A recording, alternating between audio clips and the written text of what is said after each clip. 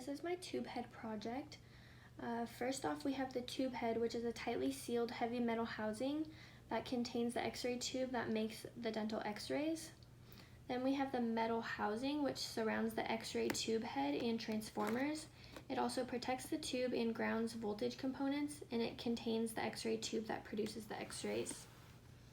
Down here, on the outside, we have the position indicating device, or the PID.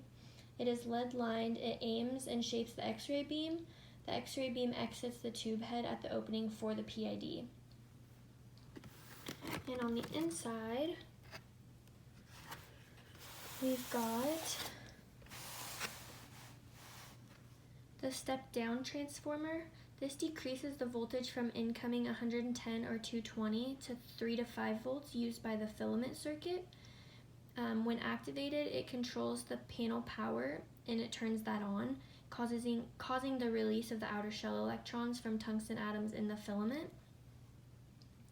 And over here on this side, we have the step-up transformer, which increases voltage from incoming 110 or 220 to 65,000 to 100,000 volts. It is activated by the exposure button, and then it accelerates electrons from the cathode to tungsten target on the anode. And kind of underneath there, we have the filament circuit, and that provides power to the tungsten filament in the cathode. This whole thing is the X-ray vacuum tube. It's leaded glass tube containing the cathode and the anode. It is the heart of the X-ray generating system. And on this side, we have the cathode, and that supplies the electrons needed to generate the X-rays, and it has a negative charge. It contains the tungsten wire filament and the molybdenum cup. The tungsten filament produces electrons when heated, and the molybdenum cup focuses the electrons into a narrow beam towards that tungsten target, which you can see that right here.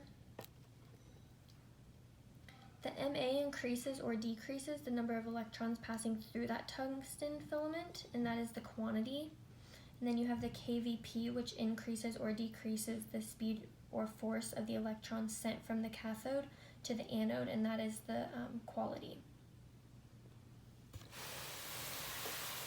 Then over here on the other side, we have the anode, and that converts the electrons into X-ray photons, giving it a positive charge. It contains wafer-thin tungsten plates embedded into the solid copper rod. The tungsten target, which is right there, serves as a focal point and converts X-rays into photons, producing two types of X-rays. The first being general radiation, and the second being characteristic radiation. It also has the copper stem, which dissipates the heat away from the tungsten target.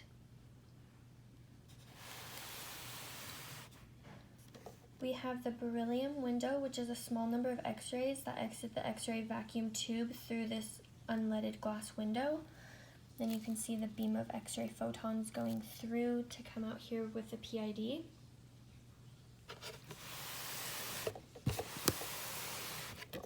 We have the tube head seal, which permits X-rays to exit the tube heads, and it seals in the oil and filters the X-ray beam.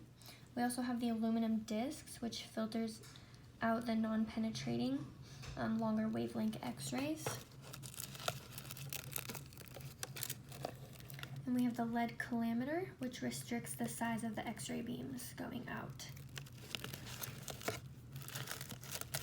And on the entire of the box, there is the insulating oil, which surrounds the X-ray vacuum tube and transformers to prevent overheating.